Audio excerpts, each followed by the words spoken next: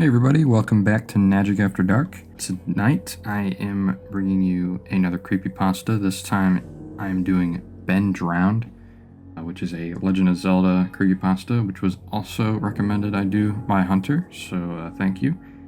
And yeah, let's jump into it.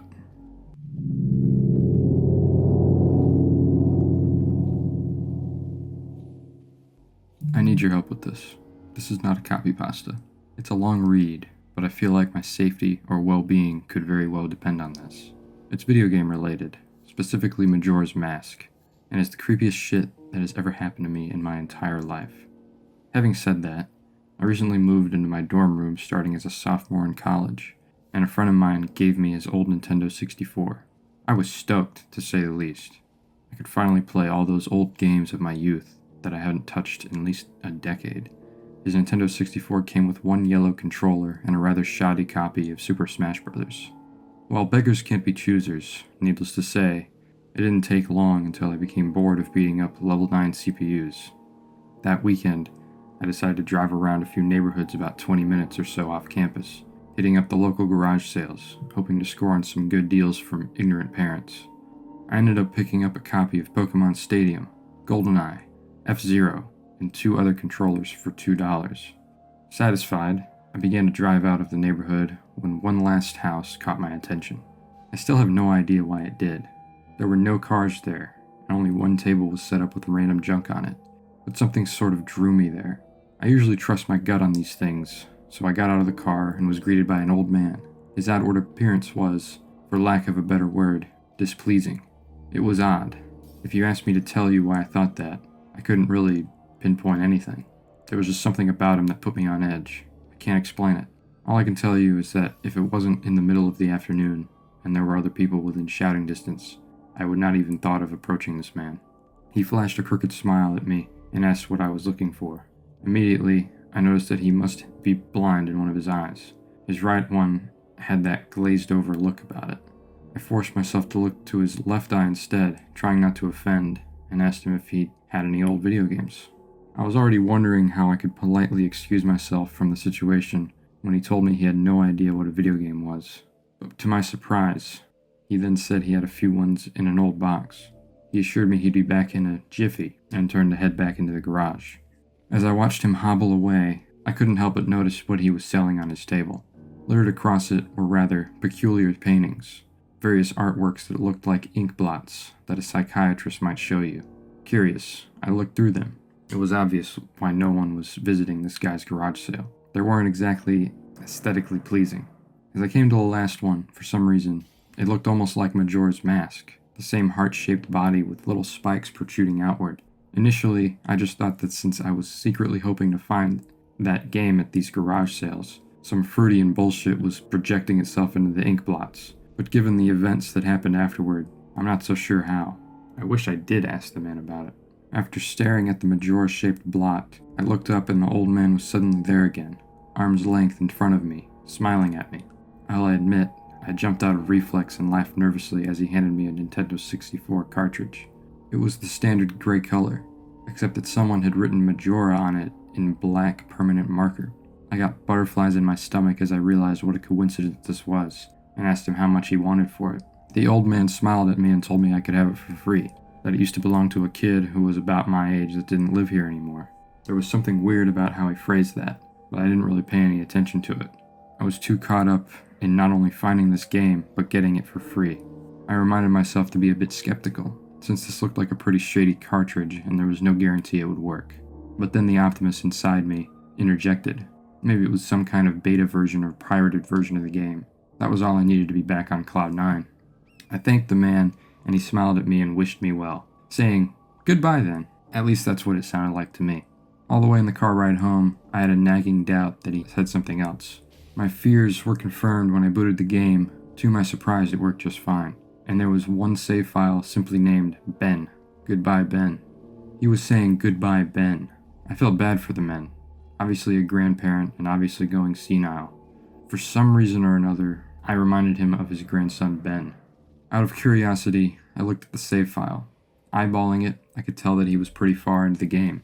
He had almost all the masks and 3 out of 4 of the boss's remains. I noticed he had used an owl statue to save his game. He was on day 3 and by the Stone Tower Temple, with hardly an hour left before the moon would crash. I remember thinking that it was a shame that he had come so close to beating the game but never finished it. I made a new file named Link out of tradition and started the game, ready to relive my childhood. For such a shady-looking cartridge, I was impressed at how smoothly it ran, literally just like a retail copy of the game, save for a few minor hiccups here and there, like textures being where they shouldn't be and random flashes of cutscenes at odd intervals, but nothing too bad. However, the only thing that was a little unnerving was that at times, the NPCs would call me Link, and other times they would call me Ben. I figured it was just a bug, a fluke in the programming causing our files to get mixed up or something. It did kind of creep me out after a while though, and it was around after I had beaten the Woodfall Temple that I regrettably went into the save files and deleted Ben.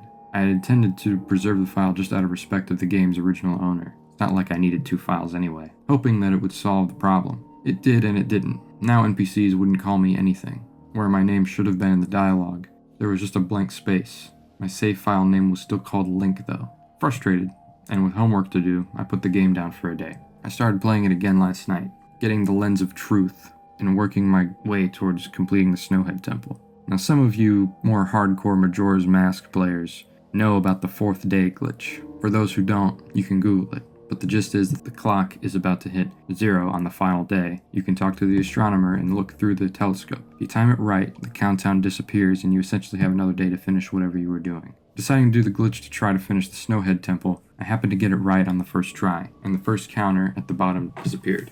However, when I pressed B to exit the telescope, instead of being greeted by the astronomer, I find myself in the Majora boss fight room at the end of the game, staring at Skull Kid hovering above me. There was no sound, just him floating in the air, and the background music which was regular for the area. Immediately, my palms began to sweat. This was definitely not normal. Skull Kid never appeared here. I tried moving around the area, but no matter where I went, Skull Kid would always be facing me, looking at me, not saying anything. Nothing would happen though, and this kept up for about 60 seconds. I thought the game had bugged or something, but I was beginning to doubt that very much. I was about to reach for the reset button when text appeared on my screen. You're not sure why, but you apparently had a reservation. I instantly recognized that text. You get that message when you get the room key from Anju at Stockpot Inn, but why was it playing here? I refused to entertain the notion that it was almost as if the game was trying to communicate with me. I started to navigate the room again, testing to see if that was some sort of trigger that enabled me to interact with something here. Then I realized how stupid I was. To even think that someone could reprogram the game like this was absurd. Sure enough, 15 seconds later, another message appeared on the screen, and again, like the first one, it was already a pre-existing phrase. Go to the lair of the temple's boss, yes or no. I paused for a second, contemplating what I should press and how the game would react. When I realized I couldn't select no, taking a deep breath, I pressed yes, and the screen faded to white, with the words, Dawn of a New Day. Where I was ported to filled me with the most intense sense of dread and impending fear I had never experienced. The only way I can describe the way I felt here is having this feeling of inexplicable depression on a profound scale. I am normally not a depressed person, but the way I felt here was a feeling that I didn't even knew existed. It was such a twisted, powerful presence that seemed to wash over me. I appeared in some kind of weird Twilight Zone version of Clock Town. I walked out of the clock tower, only to find that all of the inhabitants were gone. Usually with the 4-day glitch, you can still find the guards and the dog that runs around outside the tower. This time they were all gone. What replaced them was the ominous feeling that there was someone out there in the same area as me, and that it was watching me. I had 4 hearts to my name and the hero's bow, but at this point I wasn't even concerned for my avatar. I felt I was personally in some kind of danger. Perhaps the most chilling thing was the music. It was the Song of Healing, ripped straight from the game itself, but played in reverse. It got louder, building up as if you should expect something to pop out at you, but nothing ever did, and the constant loop began to wear on my mental state. Every now and then, I would hear the faint laugh of the happy masked salesman in the background, just quiet enough so I wasn't sure if I was just hearing things, but just loud enough to keep me determined to find him. I looked in all 4 zones of Clocktown, only to find nothing, no one. Textures were missing. West Clocktown had me walking on air. The entire area felt broken, hopelessly broken. As the reverse Song of Healing repeated for what must have been the 50th time, I just remember standing in the middle of South Clocktown, realizing that I had never felt so alone in a video game before. As I walked through the ghost town, I don't know whether it was the combination of the out-of-place textures and the atmosphere or the haunting melody of the once peaceful and soothing song being butchered and distorted, but I was literally on the verge of tears and I had no idea why. I hardly ever cry. Something had gripped me here with this powerful sense of depression that was both foreign and crippling. I tried leaving Clocktown, but every time I attempted to zone out, the screen would fade to black and I would just zone in to another part of Clocktown. I tried playing my ocarina. I wanted to escape, and I did not want to be here. But every time I played the Song of Time or Song of Soaring, it would only say, "Your notes echo so far, but nothing happens." By this point, it was obvious the game didn't want me to leave, but I had no idea why it was keeping me here. I didn't want to go inside the buildings. I felt I would be too vulnerable there to whatever I was terrified of. I don't know why, but I came up with the idea that maybe if I drowned myself at the laundry pool, I could spawn somewhere else and leave this place. As I zoned in and ran towards the pool, that's when it happened. Link grabbed his head, and the screen flashed for a brief moment of the happy masked salesman smiling at me. Not Link, me. The Skull Kid's scream playing in the background. When the screen returned, I was staring at the Link statue from playing the song Elegy of Emptiness. I screamed as the thing just stared back at me with that haunting facial expression. I turned around and ran out and back into South Clocktown, and to my horror, the fucking statue followed me. The only thing I can compare it to is like the weeping angels from Doctor Who. Every so often, at random intervals, the animation would play of the statue appearing behind me. It was like the thing was chasing me, or I don't even want to fucking say it, haunting me. By this point, I was on the verge of hysterics, but not even once did the thought of turning off the console occur to me. I don't know why. I was so wrapped up in it. Terror felt all so real. I tried to shake the statue, but it would literally appear right behind me every single time. Link started to begin to make weird animations I had never seen him do before. He would flail his arms around or spasm randomly, and the screen would cut to the happy masked salesman smiling again for a brief moment before I was face to face with that fucking statue again. I ended up running into the Swordmaster's dojo and to the back, and I don't know why, but in my panic, I just wanted some kind of assurance that I wasn't alone here. To my dismay, I found no one, but as I turned to leave, the statue cornered me in the cubby in the back. I tried attacking it with my sword, but to no avail.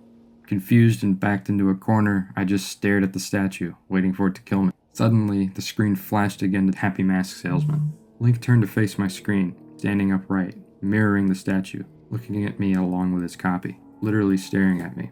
Whatever was left of the fourth wall was completely shattered while I ran out of the dojo terrified. Suddenly, the game warped me to an underground tunnel, and the reverse song of healing queued up again as I was given a brief moment of rest before the statue started appearing behind me again, this time aggressively. I could only take a few steps before it would summon behind me again. I hurriedly made my way out of the tunnel and appeared in southern Clocktown. As I ran aimlessly in sheer panic, suddenly a re-dead screamed, and the screen faded to black as Dawn of a New Day appeared again. The screen faded in, and I was standing on top of Clock Tower with Skull Kid hovering over me again, silent. I looked up and the moon was back, looming just meters above my head. The Skull Kid just stared at me hauntingly with that fucking mask. A new song was playing. The Stone Tower Temple theme played in reverse. In some sort of desperate attempt, I equipped my bow and fired off a shot at the Skull Kid. It actually hit him and played an animation of him reeling back. I fired again, and on the third arrow a text box appeared saying, "That won't do you any good, hee hee." I was picked off the ground and levitated upwards on my back. Link screamed as he burst into flames, instantly killing him. I jumped when this happened. I had never seen this move used by anyone in the game, and Skull Kid himself didn't have any moves. As the death screen played, my lifeless body still burning, the Skull Kid laughed and the screen faded to black, only to have me reappear in the same place. I decided to charge him, but the same thing happened. Link's body was lifted off the ground by some unknown force, and he immediately burst into flames again, killing him. This time, during the death screen, the faint sounds of the reverse song of healing could be heard. On my third and final try, I noticed that there was no music playing this time, that all there was eerie silence. I remembered that in the original counter with the Skull Kid, you were supposed to use the ocarina to either travel back in time or summon the giants. I attempted to play the Song of Time, but before I could hit the last note, Link's body once again horrifically exploded into flames and he died. As the death screen neared its end, it began to chug, as if the cartridge was trying to process a lot of something. When the screen came to, it was the same scene as the first 3 times, except this time, Link was lying on the ground. dead in a position I had never seen in the game before. His head was tilted towards the camera with the Skull Kid floating above him. I couldn't move. I couldn't press any buttons. All I could do was just stare at Link's dead body. After around 30 seconds of this, the game simply faded out, showing the message, "You've met with a terrible fate, haven't you?" before kicking me out to the title screen. Upon getting back to the title screen and starting again, I noticed my save file was no longer there. Instead of Link, it was replaced with "Your turn." "Your turn" had 3 hearts, 0 masks, and no items. I selected "Your turn" and immediately was returned to the clock tower rooftop scene of my dead Link and the Skull Kid hovering over, with the Skull Kids laughing, looping again and again. I quickly hit the reset button, and when the game booted up again, there was one more save file added below "Your turn," entitled Ben. Ben's save file was right back where it was before I deleted it, the stone tower temple with the moon almost crashing. I turned the game off at that point. I'm not superstitious, but this was way too fucked up even for me. I haven't played it all at all today. Hell, I didn't even get any sleep last night. I kept hearing the reverse song of healing music in my head and just remembering the sense of dread I felt exploring Clocktown.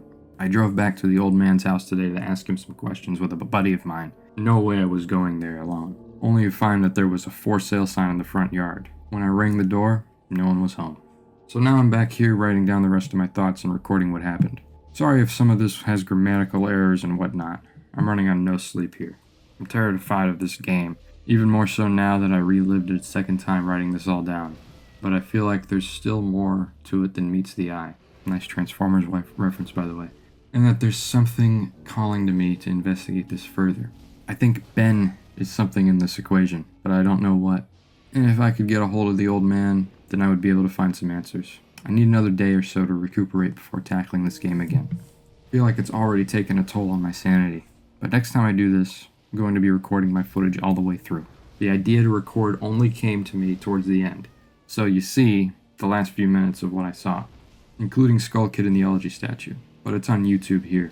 I'm going to stay in this thread for a little while longer before I fall asleep, to answer any questions you guys might have, or hopefully listen to your ideas or theories to help me shed some light into this. Or maybe things I should try to do. I think I'm going to play Ben's file tomorrow, see what happens. Maybe I was supposed to do that all along. I don't believe in paranormal shit, but this is a little fucked up. But maybe this Ben guy is just a really good hacker or programmer. I don't want to think about the alternatives if he isn't. That's the end of the copy and paste. I'm hoping that this is some kind of running gag the developers had and that other people have gotten gag or hacked copies of the game like this, because it just really scares me.